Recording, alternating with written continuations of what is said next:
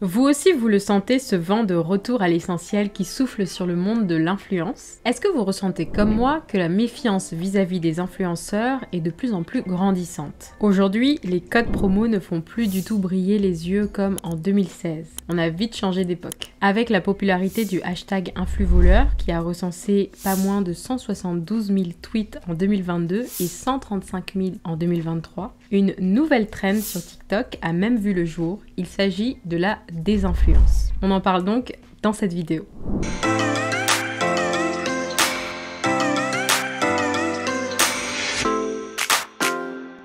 On connaît les influenceurs et leurs placements de produits parfois douteux, mais est-ce que t'as déjà entendu parler de la désinfluence ? Bon, en gros, c'est un peu l'inverse du métier d'influenceur, et c'est un mot qui est apparu en 2023 pour parler des créateurs de contenu qui poussent leur communauté à ne pas acheter certains produits. Et c'est une bonne nouvelle pour la planète parce que moins consommer, c'est forcément mieux. Et en plus, ça interroge notre rapport à la surconsommation, surtout quand on sait que 74% des 25-34 ans ont déjà acheté un produit mis en avant par un influenceur. Mais bon, en vrai, la désinfluence n'est pas si nouvelle. Parce qu'avant de devenir une trend sur TikTok, plein de créateurs de contenu dénonçaient déjà la surconsommation et prenaient des modes de vie beaucoup plus durables. Et en plus, le nouveau concept de désinfluence est déjà en train d'être détourné. Plutôt que d'inciter à moins acheter, les désinfluenceurs se mettent à conseiller des alternatives supposément moins chères aux produits critiqués. Alors, selon toi, est-ce que la désinfluence c'est un vrai changement de fond ou juste une énième tendance? Et pour moi, la désinfluence, c'est bien une tendance de fond qui a émergé depuis le Covid et qui ne fait que se renforcer avec les crises socio-économiques actuelles. Déjà en 2020, on a observé une chute pharaonique des vues des influenceuses beauté qui était pourtant l'objet de toutes les convoitises au milieu des années 2010. Les stats baissent drastiquement, notamment chez les youtubeuses comme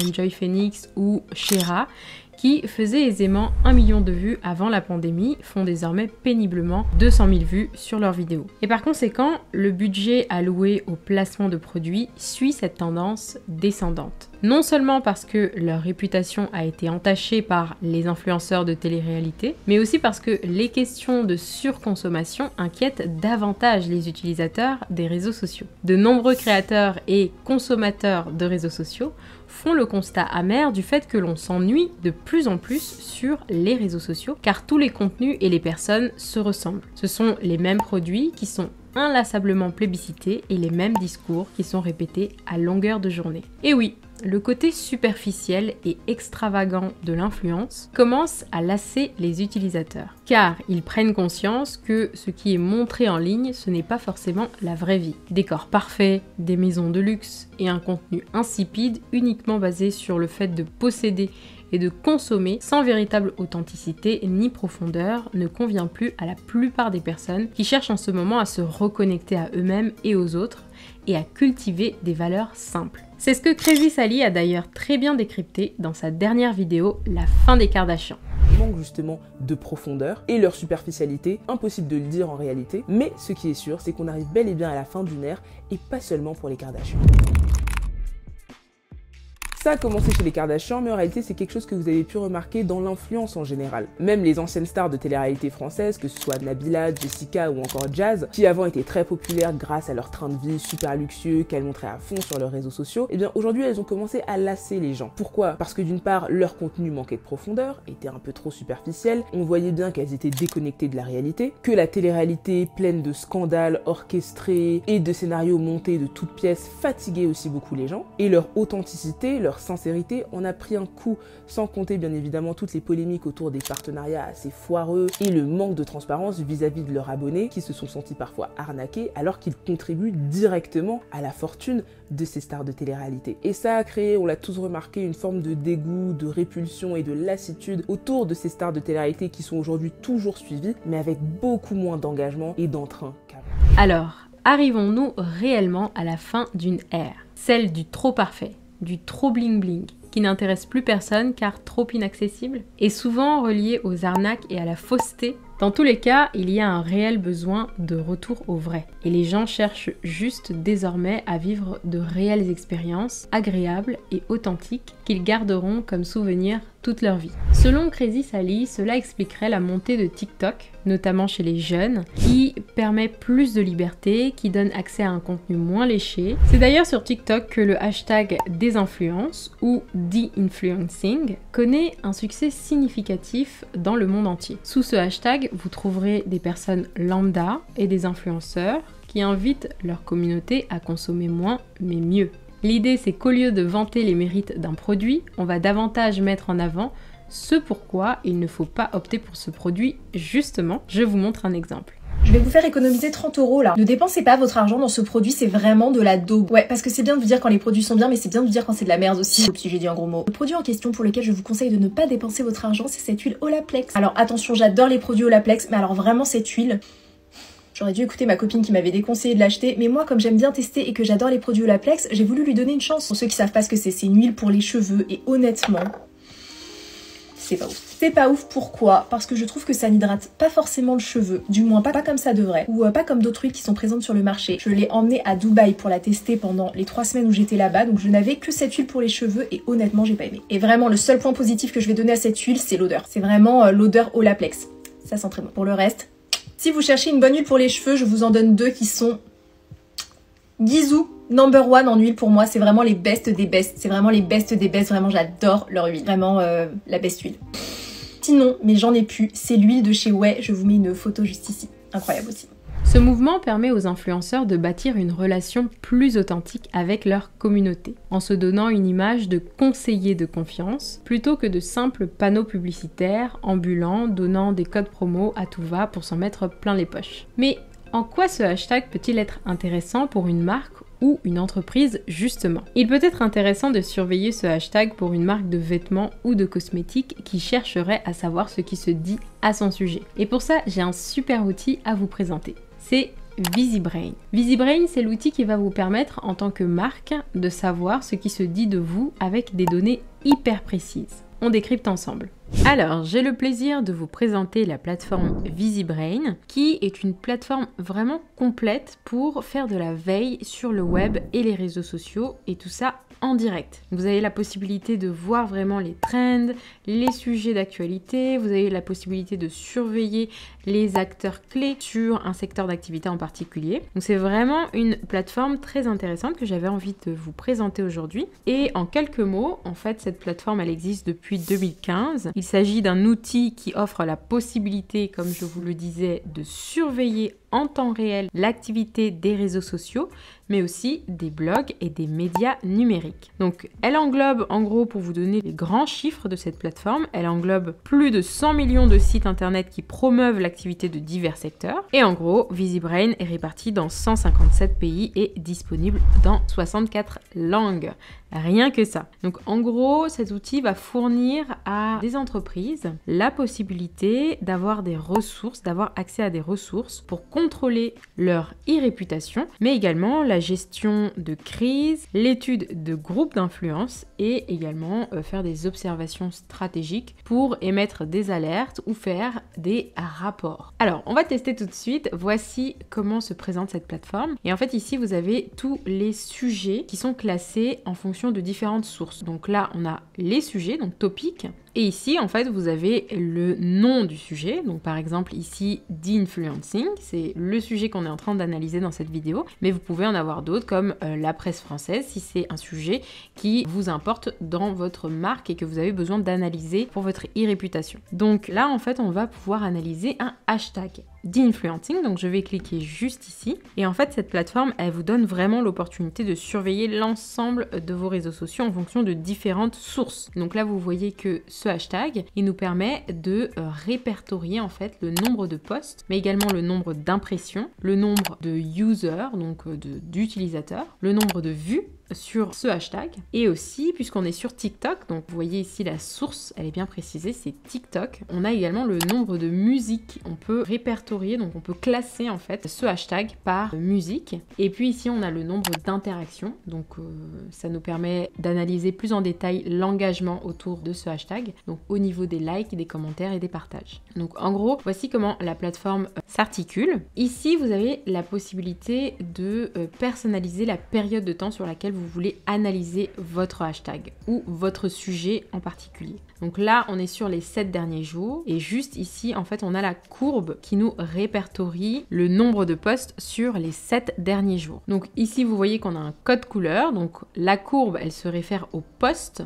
Et donc ici sur les 7 derniers jours, on a la date et l'heure juste en bas et on a en fait les pics avec la valeur de chaque post. Donc là par exemple, il y a un post qui a été publié. Le 31 mai à 18 h, il y en a eu 2. Donc vous voyez ici que vous pouvez filtrer. Là on analyse les posts, mais on peut aussi analyser les impressions. Donc on va changer, ça va switcher et là on a le nombre d'impressions avec chaque valeur qui est reliée. Ici également on peut switcher en fonction des likes et donc on va pouvoir analyser également cette valeur sur cette courbe. Donc là on est sur les 7 derniers jours, ce qu'on peut faire c'est qu'on peut regarder également sur par exemple tout le début de l'année 2023. Donc on va venir ici personnaliser la période de temps sur laquelle on va regarder et on va simplement sélectionner janvier 2023, donc le 1er jusqu'à aujourd'hui, donc le 6 juin 2023. On va sélectionner la période et puis vous voyez que tous les chiffres vont se mettre à jour sur cette période précisément.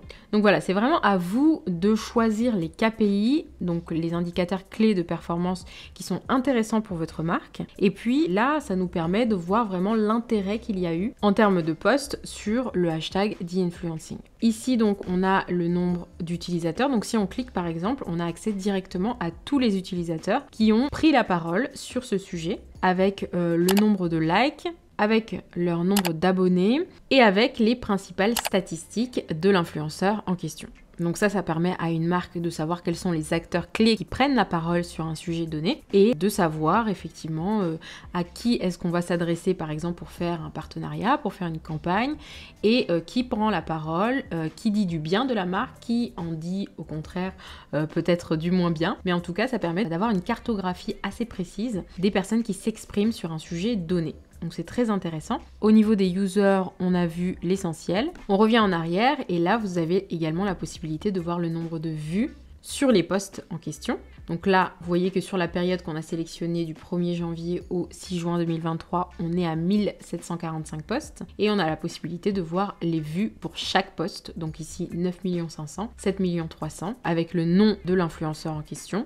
Et puis, encore une fois, toutes les statistiques intéressantes. Donc, les vues, les likes, les commentaires, les partages. Donc ça, c'est toujours intéressant lorsqu'on doit identifier les comptes sur les réseaux sociaux qui sont les plus influents. Donc, on a vu l'essentiel ici. Alors, on peut revenir en arrière et on peut aussi directement cliquer ici. Donc, si on veut analyser les musiques, par exemple, qui ont été le plus utilisées par les personnes influentes qui ont parlé sur le sujet d'e-influencing, on va avoir en fait les musiques les plus intéressantes, donc les plus trendy, les plus tendances en gros, qui ont été postées, qui ont été utilisées pour ce hashtag avec le nombre de posts juste à côté. Donc ça permet quand même, sachant que TikTok est une plateforme de format de vidéos courtes qui est vraiment basée sur la musique et les musiques tendances, eh bien ça permet de savoir quelles sont les musiques qui fonctionnent le mieux pour se positionner si on veut créer du contenu sur la plateforme sur le même type de musique afin d'avoir une meilleure visibilité sur ce réseau social. Donc voilà pour ces KPI intéressantes à analyser. Là, je vous ai donné en gros les plus importantes. Une autre chose que je voulais vous montrer, c'est qu'on a la possibilité de zoomer sur une période de temps dans la période sélectionnée. On a sélectionné le début de l'année 2023. Imaginons qu'on veuille analyser une période particulière en février uniquement. Donc on va sélectionner la valeur de début, la valeur de fin et on va pouvoir zoomer ici sur la période de temps, donc zoomer sur la période sélectionnée. Et donc vous voyez que ça permet de zoomer dans une période en particulier pour avoir une vision un peu plus précise des statistiques au niveau de cette période en particulier. Et pourquoi pas la comparer avec une autre source. Donc on va garder TikTok d'e-influencing. Donc imaginons que vous vouliez comparer le nombre de posts par rapport au nombre d'impressions. Donc le nombre de posts, c'est le nombre de fois où quelqu'un a pris la parole sur le sujet. Le nombre d'impressions, c'est le nombre de fois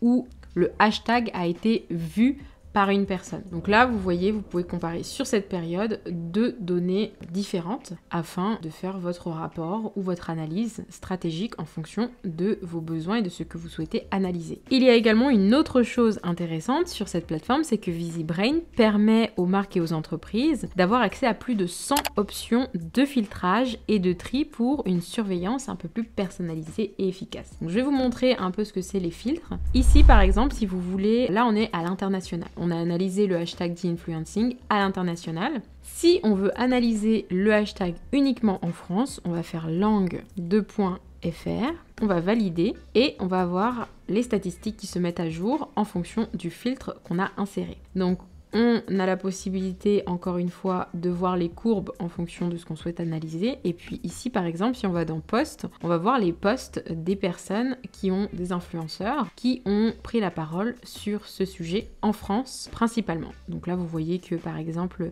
KST Mathilde a posté ses produits qui ne marchent pas. Donc elle va nous faire une analyse sur les produits qui n'ont pas fonctionné. Une autre, par exemple, influenceuse, Vicky Payer, qui parle d'un nouvel épisode de choses que je n'achète pas pour économiser. Et on voit qu'on est vraiment dans cette optique, voilà, de consommer mieux, de consommer moins et de donner des conseils aux personnes qui nous suivent. En tout cas, ces influenceurs ont l'objectif de donner des conseils aux personnes qui les suivent pour avoir une consommation plus éthique via ce hashtag d'influencing.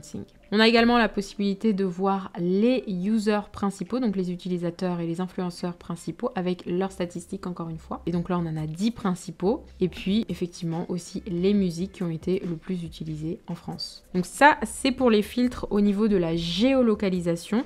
Vous avez également la possibilité d'insérer un filtre au niveau de la marque. Donc si vous souhaitez, par exemple, analyser, surveiller l'e-réputation d'une marque en particulier. Donc par exemple, on va analyser la marque L'Oréal. On va insérer le filtre Contains L'Oréal, donc on va valider. Et donc là, ici, on voit que sur la période de temps des 90 derniers jours, on a les chiffres suivants qui apparaissent. Donc il y a 6 utilisateurs qui ont pris la parole sur ce sujet, spécifiquement sur la marque L'Oréal, donc d'influencing sur la marque L'Oréal. Et donc ce serait intéressant pour la marque d'analyser ces personnes et ce qui s'est dit. Donc on va aller dans les posts par exemple. Et ici on va voir que donc c'est une personne, il me semble, qui est située en Turquie, qui parle de L'Oréal.